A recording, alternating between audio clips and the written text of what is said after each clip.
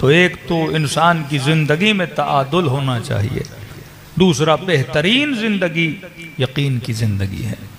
मैं यकीन को समझाने के लिए कई मिसालें कई मजालिस में बताता हूँ। एक मिसाल कई बार बता चुका हूँ कि मसलन आप सबको इल्म है कि आखिरत है, जहन्नुम है, जन्नत है, लेकिन सवाल है क्या मुझे यकीन भी है उस जन्नत का, उस जहन्नुम का?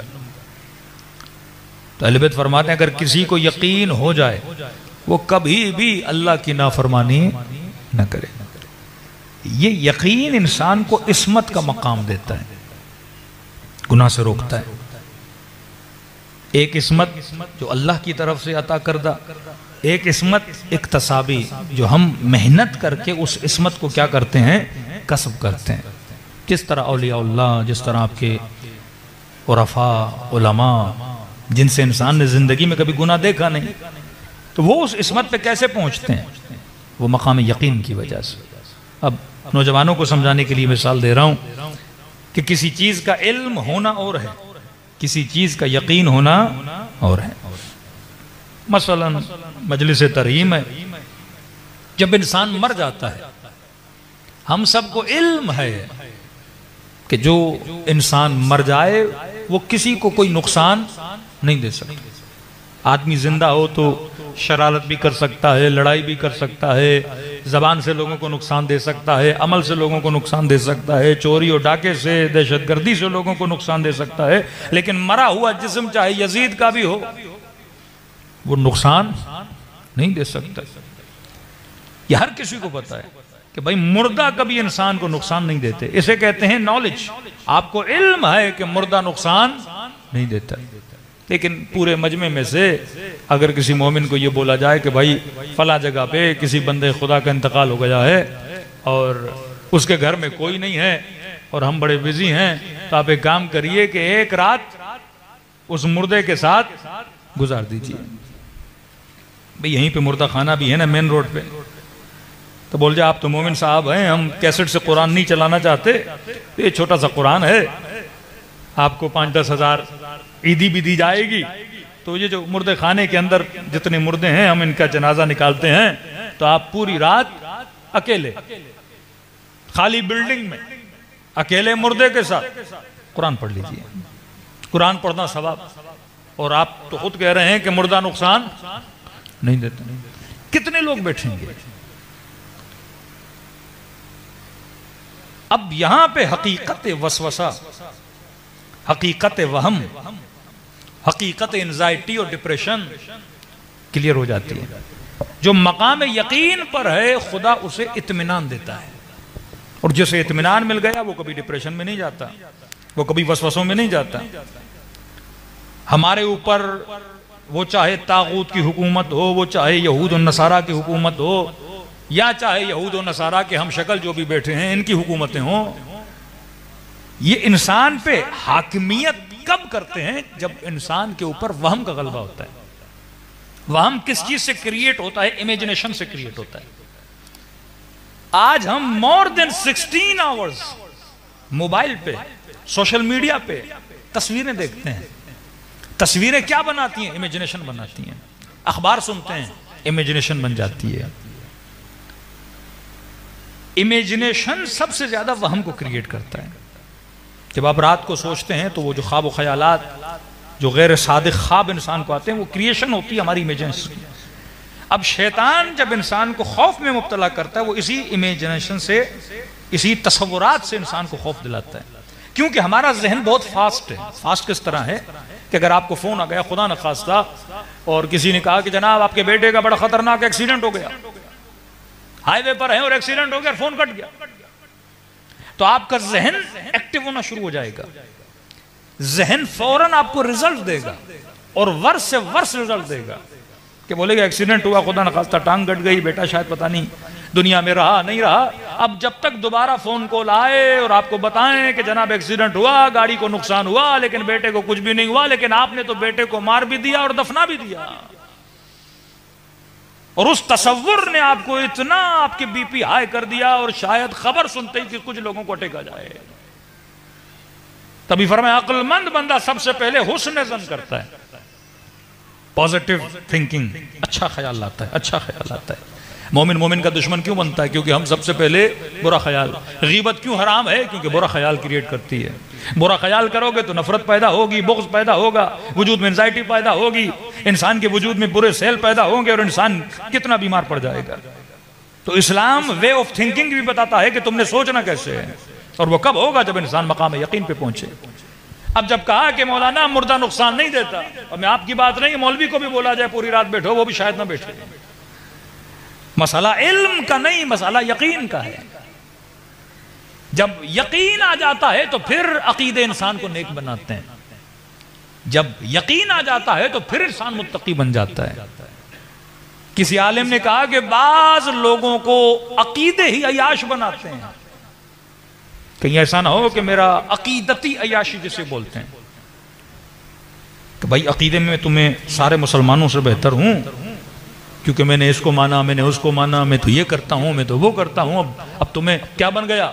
जन्नती बन गया। तो कभी कभी ये अकीदती अयाशी मुझे अल्लाह से क्या कर देती है? दूर कर देती है। लेकिन जो फिक्र अहले बैत की फरमाए हासिबू क़ब्ल अन तुहासिबू मिस्क़ाल ज़र्रतिन खैरन यरह व मिस्क़ाल ज़र्रतिन शर्रन यरह, कि जिंदगी के लम्हे लम्हे पे फिक्र करना। कहीं ऐसा ना हो कि तुम्हारा अकीदा तुझे अमाल में अयाश बना दे कि मैं तो मर जाऊंगा और जन्नत में मुझे कौन बचाएगा? यही अकीदा बचाएगा। फरमा नहीं, वहां पे अकीदा भी बचाता है, लेकिन अकीदे के ज़ेल में अमल भी होना चाहिए। वल आसर इन्नल इंसान लफी खुसर इल्लल्लज़ीना आमनू व अमिलुस सालिहात। फरमा ये नहीं कि सिर्फ तुम ईमान लाए, लेकिन शर्त ईमान यह है कि तुम अमल साले भी करो, और शर्त अमल साले यह है कि वतवासौ बिल हक वतवासौ बिस सब्र, कि जिंदगी में जो सही था उसे पकड़ो और जो गलत था उसे छोड़ दो। और यही तवल्ला और तबर्रा है। तवल्ला का मतलब अच्छाइयों का ऐलान करो, तबर्रा का मतलब बुराइयों से दूरी करो। अच्छाइयों के आशिक बनो, बुराइयों से नफरत करो। और जब अच्छाई के आशिक बनोगे तो जिंदगी में किस राह पे चलोगे? अच्छाई की राह पे चलोगे। तो फरमाया सिर्फ इल्म का होना काफी नहीं है, इल्म के साथ यकीन का होना जरूरी है। जब बंदा मकाम यकीन पे पहुंचता है तो खुदा इसे खौफ से आजाद कर देता है। ला खौफुन अलैहिम वला हुम यहज़नून, न खौफ है न गम है। सवाल यह है कि अल्लाह ने खौफ के साथ गम का लफ्ज क्यों लाया? क्योंकि गम जन्म लेता है खौफ की वजह से। खबर पहुंची एक्सीडेंट हुआ, खौफ पैदा हुआ कहीं बेटा मर तो नहीं गया। इस खौफ ने क्या पैदा किया? गम पैदा किया, आंखों से आंसू आना आ गए। जिंदगी में कोई अमल नहीं किया, मौलाना ने कहा कि जहन्नुम बड़ी सख्त है। क्या पैदा हुआ? खौफ पैदा हुआ। खौफ ने क्या पैदा किया? गम पैदा किया। जेब में 20,000 हैं और बीवी ने कहा जनाब बिल 40,000 का आ गया। खौफ पैदा हो गया, क्या पूरे महीने का खर्चा कैसे चलेगा? उससे क्या पैदा हुआ? गम पैदा हो गया। तो पहले खौफ क्या जन्म देता है? गम को जन्म देता है। लेकिन कहा कि जो औलियाउल्लाह हैं ला खौफुन अलैहिम वला हुम यहज़नून, इनके वजूद में कोई खौफ नहीं होता। वो चाहे 30,000 का लश्कर हुसैन के मुकाबले में खड़ा हो, चेहरे पे जर्रा बराबर खौफ नजर नहीं आता। जब खौफ नहीं तो फिर गम कैसा? ऐसा नहीं तलवारों को देख के अलियादु बिल्लाह कोई करबला का शहीद रोया हो, नहीं, रोए तो हुसैन की गुर्बत की वजह से, हाँ, रोए तो आका की प्यास की वजह से। ये नहीं कि मौला मेरे बदन पे जख्म पड़े हैं तो मैं रोऊं। और वल्लाह आज वो खौफ वो गम, कहते ना रोल मॉडल हर जमाने में। बाज लोगों ने विलायत को और विलायत के रास्ते को तारीख के औराक में रोक दिया। कहते हैं विलायत एक चश्मे की तरह है जो रवां ही रवां रहता है। ये नहीं कि राह विलायत इमाम ज़माना की ग़ैबत कुबरा में जाने के बाद बंद हो गई का, नहीं। इस रास्ते पे तुझे चलते हुए बहुत नजर आएंगे। ऐसे ऐसे लोग नजर आएंगे जो इतने शहीदों के लाशें उठाने के बाद भी चेहरे पे न खौफ है न गम है। हाँ। और मैंने कहा आज वो चेहरा देखना है तो सैयद अली खामनी का चेहरा देखो। हाँ। इतने रुफका के जनाजे उठाने के बाद चेहरा क्या है? मुतमईन है। ला खौफुन अलैहिम वला हुम यहज़नून, ये वो वजूद है जो मकाम यकीन पे पहुंच चुका। लेकिन हमें बोला जाए एक सर्द खाने में एक रात एक मुर्दे के साथ गुजारो, 2-2 मिनट के नारे मारने वाले बड़ी बड़ी आवाज से या अली कहने वाले, लब्बैक या हुसैन कहने वाले। यहाँ तो एक मोमिन को कुरान की जरूरत है भाई, एक रात बैठ जाइए। का नहीं मौलाना, इल्म है कि मुर्दा नुकसान नहीं देता, लेकिन कहीं ना कहीं जहन में शक है कि शायद ये खड़ा हो जाए। तो भाई अगर मुर्दा उठ भी गया तो खुशी की बात है, खौफ की बात तो फिर भी नहीं है।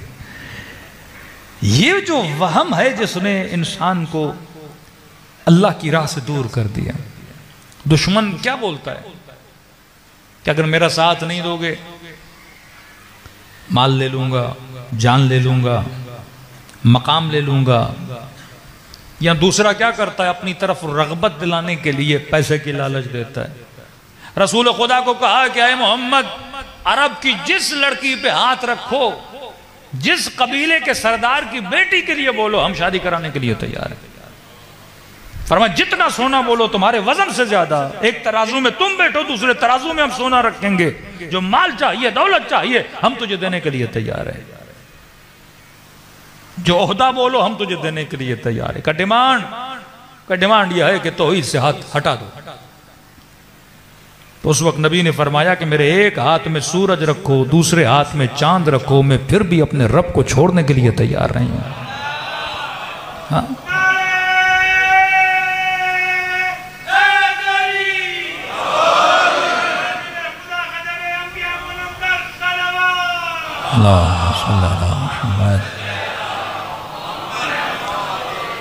अब भाई उस किरदार पे आज भी कोई मिसदाक चाहिए कि नहीं?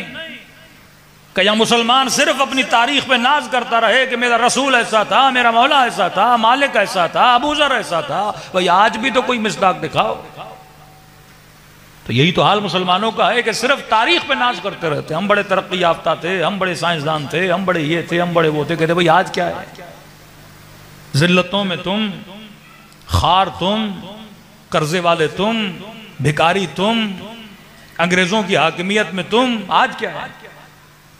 तो आज अगर कोई मसादीक में, किरदार में कोई मिसदाक दिखा सकता है, वो अली का चाहने वाला दिखा सकता है। हाँ?